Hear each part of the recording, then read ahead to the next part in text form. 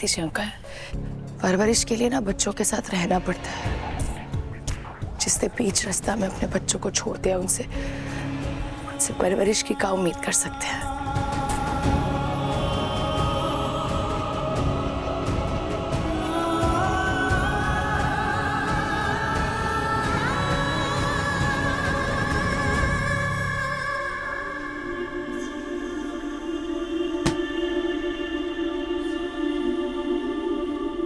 बच गई हमारी टांग आज। माता रानी इसे सद्बुद्धि देना।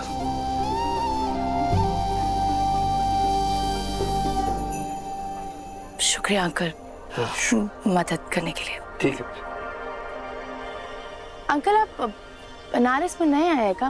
पहले कभी देखे नहीं हम आप। मैं जबलपुर से हूँ, श्रीनिवास नाम है मेरा। नमस्ते। हाँ नमस्ते। यहाँ पर एक मेरा दोस्त है बनवारी लाल, उससे मिलने आया हूँ। बनवारी अंकल से मिलना आपको, जो इलेक्ट्रिसिटी डिपार्टमेंट में है? हाँ वही उसी से मिलने आया हूँ। सुबह से भूखा प्यासा उसी का घर तलाशने की कोशिश कर रहा हूँ और सामान भी जो है वो बस स्टैंड पे रखा है अभी। समझ नहीं आ रहा क्या करूँ। भूखा प्यासा ढूंढने की जरूरत नहीं है उनको।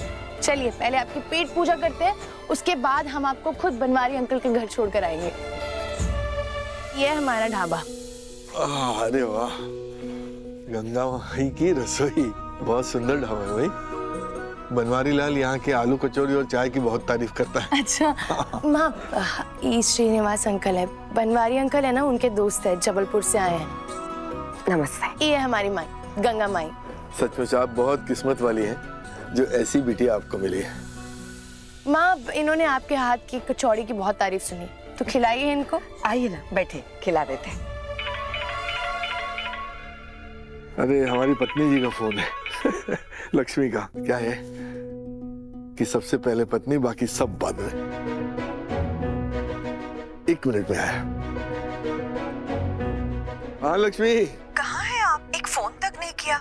कुछ खाया कि नहीं? बनवारी लाल जिस ढाबे की तारीफ करता था ना, गंगा माई की रसोई, वहीं आया हूँ आलू कचौरी और चाय पीने। मेरे लिए भी लेकर आइएगा।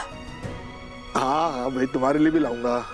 अच्छा सुनो, एक बात बताओ, ये राधिका बिटिया घर आई क्या? क्योंकि जब तक बेटियां घर नहीं आती हैं मेरी सांस ऊपर ही रहती है। हाँ, आज तक ना आपने हमें एक पिता की कमी महसूस नहीं होने दी, लेकिन अंकल को देखकर ना बहुत सुकून मिल रहा है। अगर सब पिताजी ऐसे होते हैं तो पिता को होना गलत नहीं है। ठीक है, अभी लगता हूँ। हाँ बैठिए, हम थाली लगाते हैं। माँ आप अपने हाथ की चाय बनाइए, हम कचौड़ी परोसते हैं। अंकल ये लीजिए। हाँ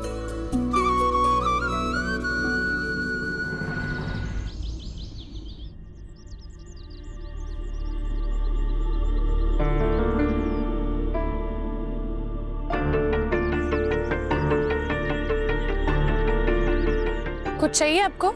सब्जी, पराठा? स्नेहा बहन, कहाँ हुआ? भैया जी चलिए, जल्दी। कहाँ? चौक पे एक तो पोस्टर लगा। पोस्टर लगा? किसका? तुम्हारा और पता नहीं किस का। लोग बुरी बातें कर रहे हैं तुम्हारे बारे में, बहुत बुरा लग रहा है। दीदी हम आ रहे हैं, ढाबा संभालना। चल।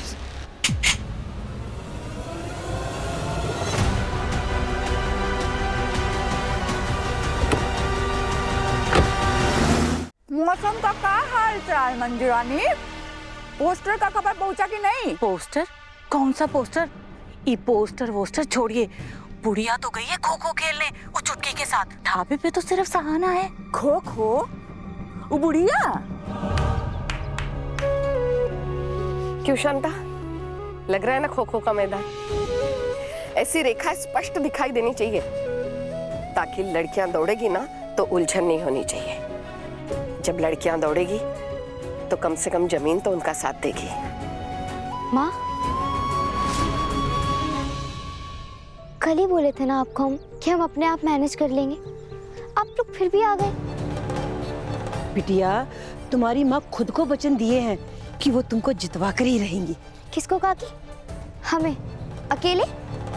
जब तक माँ यहाँ है ना, कोई भी लड़की इस फील्ड पर नहीं आएगी। हम आ गए कोच मैम।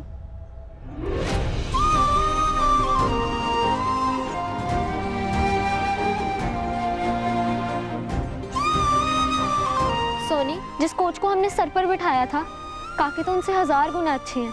कम से कम हमें चूल्हा चौंका करने के लिए तो नहीं बोलती, बल्कि हमें प्रैक्टिस के लिए बुलाई हैं। जो लड़कियां दौड़ने से, मेहनत करने से, गिरने से नहीं डरती ना, वो अभी से कसरत करना शुरू करें। जाओ जाके थैला रख दो। चलो चलो चलो।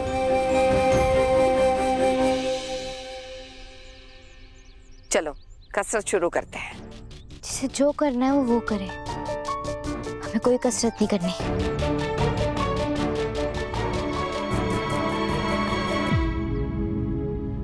तुम लोगों को फिक्र करने की जरूरत नहीं है, वो आ जाएगी।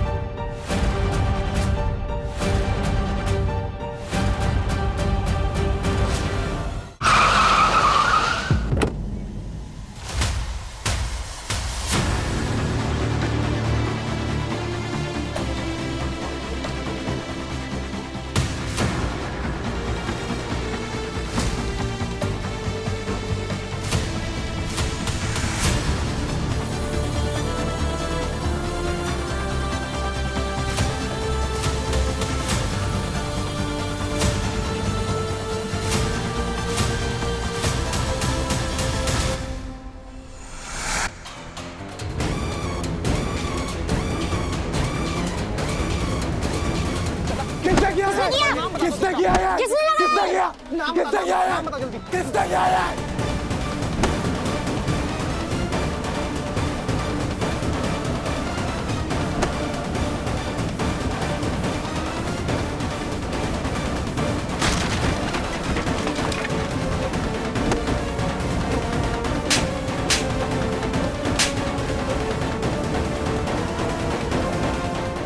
किसने किया है?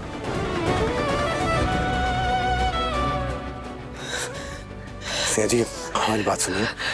ये साहिब नहीं कर सकता। नहीं, हमने भी नहीं किया।